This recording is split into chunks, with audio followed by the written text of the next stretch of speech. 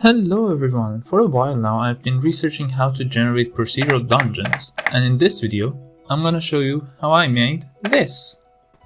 My goal for this project was to generate dungeons like Enter the Gungeon, where you're going through a main path while there are other paths you can explore. However, unlike Enter the Gungeon, I wanted to place rooms in an open field which you can explore like Caves of Cod. Let's start!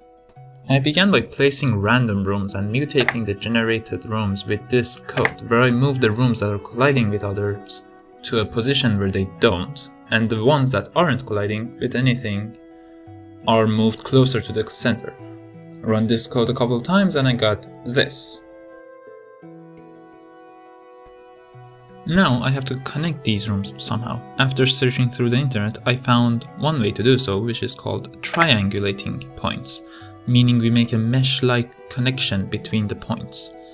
One method to triangulate points is called Delaunay triangulation, using an algorithm called Boyer-Watson. This method ensures that there are no points inside any triangle's circumcircle.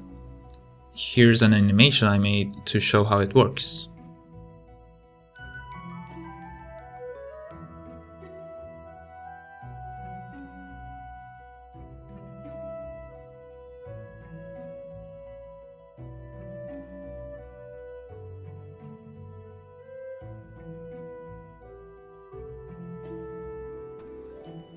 After converting this set of connected rooms to a graph, you might say this is too many connections, not all rooms should be connected. After more research, I found a way to fix this by making our connected rooms only reachable in one way. This is called a minimum spanning tree. We can make this using the Prim's algorithm. We can also randomly add some of the connections back for variation.